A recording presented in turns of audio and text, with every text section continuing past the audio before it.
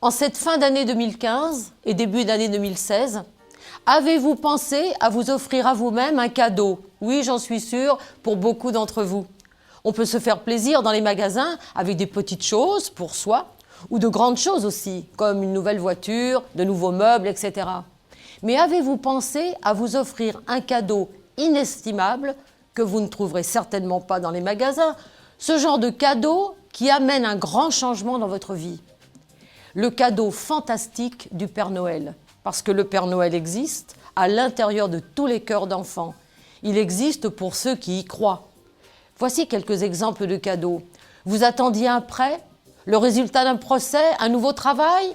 Vous aimeriez avoir de nouvelles capacités comme parler en public, oser dire non, vous lancer dans une nouvelle affaire, dire ce que vous pensez à des personnes qui vous intimident? Ce cadeau s'appelle croire en soi. La confiance en soi, l'estime de soi, les trois sont liés. Quand on a compris la confiance en soi, on peut développer l'estime de soi. Mais alors, croire en soi, la confiance en soi, c'est quoi? C'est qui soi? Redéfinissons tout d'abord qui nous sommes. Nous sommes des systèmes humains. Il existe des systèmes non vivants, les machines, les ordinateurs. Un système est composé d'éléments qui s'influencent mutuellement. Par exemple, dans une voiture, la bougie est encrassée, ce qui va avoir une incidence sur d'autres éléments, et c'est tout le système qui tombe en panne, la voiture ne démarre plus. Nous sommes des systèmes humains composés d'éléments, une conscience, des pensées, un cerveau, un système nerveux, un corps. Chaque élément peut en influencer un autre. Ma conscience va influencer mes pensées. Tuer ou ne pas tuer, voler ou ne pas voler, être utile, aider. En fonction de notre conscience, nos décisions seront différentes. Nos pensées, via notre cerveau et notre système nerveux, peuvent quelquefois ou souvent se manifester dans notre corps à travers une maladie. À l'inverse, un corps fatigué, trop bu, trop mangé, pas dormi, ça va influencer la pensée qui sera relativement perturbée. Alors, en réalité, qui sommes-nous? Nous sommes une conscience et des pensées dans un assemblage de particules. Voilà. Ce n'est pas la peine de faire des formations longues et coûteuses, des pèlerinages ou des stages pour chercher à savoir qui vous êtes. Nous sommes tous venus au monde pour faire de notre vie un chef-d'œuvre, pour faire évoluer notre conscience et notre clan familial. Alors, pour réussir ce challenge, nous possédons l'ordinateur le plus performant de la planète, cerveau préfrontal, notre meilleur ami dont je vous ai déjà parlé dans d'autres vidéos et dans mes livres. Créatif et génial, capable non seulement de résoudre les problèmes qui se posent, mais aussi de trouver des solutions judicieuses à des questions que vous vous posiez ou attirer à vous les personnes dont vous avez besoin pour alimenter vos projets. Le plus beau cadeau que vous puissiez vous faire en ce début d'année, c'est déjà d'en prendre conscience.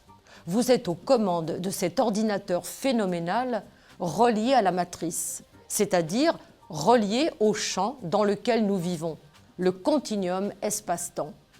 Vous parlez à ce champ tous les jours par l'intermédiaire de votre cerveau et de votre plexus solaire. Ce n'est pas le langage des mots, c'est le langage des sentiments.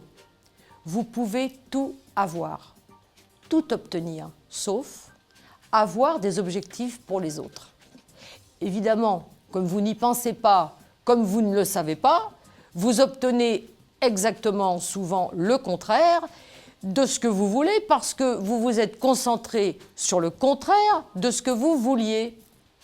Après cette prise de conscience que vous possédez l'outil le plus performant, 3 choses importantes sont à retenir.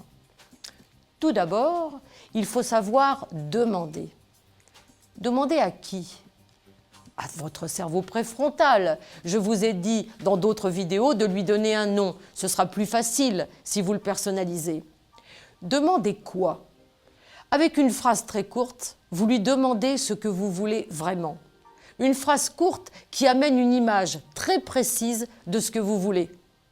Demandez quand et comment.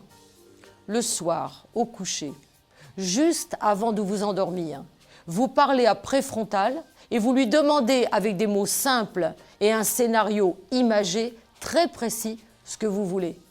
Faites comme si vous l'aviez déjà, comme si vous y étiez et créez de l'émotion. Soyez content, heureux de l'avoir ou heureux de savoir faire ce que vous vouliez savoir faire.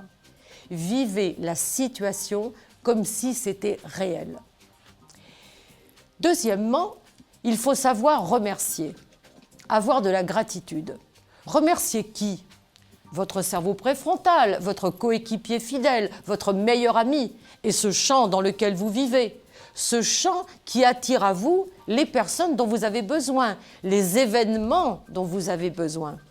Remerciez comme si vous aviez déjà ce que vous voulez, comme si vous réussissiez ce que vous vouliez faire. Ensuite, troisième point, laissez venir les choses toutes seules. Il n'y a rien d'autre à faire. Ça vient tout seul. Restez confiant, revoyez les scénarios dans votre esprit, laissez votre cerveau opérer. Entretenez la certitude que ça marche comme ça, parce que ça marche comme ça. Vous pourriez penser, mais c'est de la magie. Eh bien oui, on pourrait le croire. Ce qui est magique, c'est ce que nous sommes capables de faire. C'est ce pouvoir que nous avons tous sur les événements, les gens et sur notre corps et qui s'explique scientifiquement. Nous sommes en quelque sorte des magiciens, quelquefois aussi de mauvais génies, tout dépend comment on s'en sert. Je vous invite à revoir la conférence que j'ai donnée au Palais des Congrès sur le pouvoir de réussir. Alors pour cette nouvelle année, faites confiance dans vos coéquipiers, votre cerveau et votre corps. Cette plante que vous habitez et qui fait tout pour vous maintenir en vie malgré tous les aléas de l'existence. Vos coéquipiers sont fidèles, à l'écoute. Ils ne peuvent pas vous faire défaut. Pour ceux et celles qui veulent maigrir, imaginez votre corps comme vous voudriez qu'il soit. Parlez-lui avec un délai réaliste, en lui donnant ce dont il a besoin. Vous ressemblerez à ce que vous vouliez être. Vous deviendrez toujours ce que vous croyez. Vous deviendrez toujours ce que vous dites. Vous deviendrez toujours ce que vous croyez être. Promettez-vous, jurez-vous de croire en vous, c'est-à-dire croire dans le pouvoir extraordinaire de votre cerveau qui travaille en concert avec votre plexus solaire, vos sentiments et la matrice à l'intérieur de laquelle vous attirez à vous les événements et les gens. Offrez-vous ce cadeau fabuleux de la confiance en soi. Soi étant divisé en 3 parties, vous, avec vos désirs et les images que vous vous faites avec vos émotions, votre cerveau préfrontal et votre corps. Ayez confiance en eux, parlez-leur le soir au coucher pour le cerveau et toute la journée pour votre corps. Croyez en eux, dans leur capacité à vous comprendre et vous aider, et vous obtiendrez la confiance en ce fameux soi. Croire en soi, c'est croire en eux, relié à la matrice. La peur est donc une désinformation, une méconnaissance de soi.